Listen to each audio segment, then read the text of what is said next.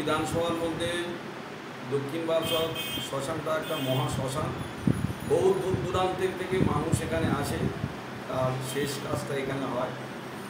সংগ্রামপুর, দেউলিয়া, বাসুলডাঙ্গা, মংরাহাট পশ্চিম, মংরাহাট পূর্ব, এদিকে বালিপুর পূর্ব, জয়নগর, কুলতলির মানুষজনও আসে। মানে একটা দাবি ছিল যে এই মহা শ্মশানটা যাতে বৈদ্যুতিক চুল্লি করা যায়, কারণ অত্যন্ত জনবহুল এলাকার মধ্যে শ্মশান, পাশে জনবসতি গড়ে উঠেছে, পাশে একটা বয়েজ স্কুল আছে, সেখানে প্রায় 2700 মতো স্টুডেন্ট থাকে। ফলে যে এনভায়রনমেন্ট বা যে পরিবেশ, সেই পরিবেশটা ক্রমাগত দূষিত হয়ে উঠছে। সেই কারণে এলাকার মানুষের একটা চাহিদা ছিল যে আপনি যে কোনো উপায়ে যে কোনো দপ্তরের মাধ্যমে যাতে বৈদ্যুতিক চুল্লি করা যায় তার জন্য ব্যবস্থা করুন, তাদের একটা দাবি ছিল।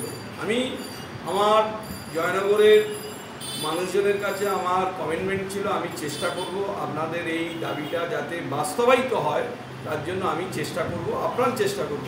যাই হোক, আজকে সেই চেষ্টার একটা সফলতা এসছে। আমার জয়নগরে যারা সিনিয়র মানুষজনরা আছে তাদের আশীর্বাদ, তাদের দোয়া, আজকের এই জায়গাটা আমি আনতে পেরেছি, এই কাজটা করাতে পেরেছি। আজকে যে বৈদ্যুতিক চুল্লি শুভ উদ্বোধন 6ই জুলাই আমাদের দক্ষিণ বারাসাতে হচ্ছে।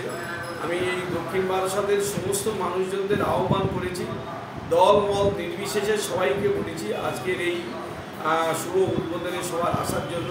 বহু মানুষ এসেছে, আসছে।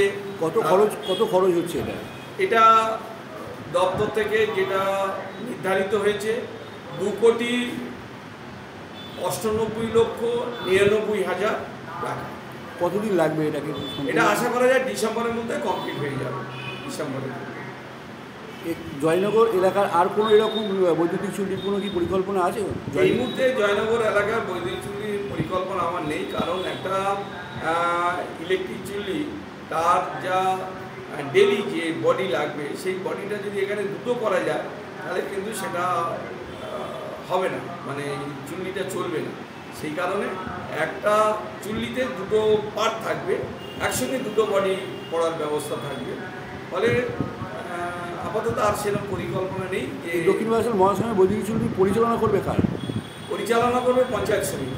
পঞ্চায়েত সমিতি হাত দিয়ে হবে তো? পঞ্চায়েত সমিতি পুরোটাই দেখভাল করবে, লোকজন দিয়ে তারা পুরোটাই পঞ্চায়েত সমিতির তত্ত্বাবধানে এই বৈদ্যুতিক চুল্লিটা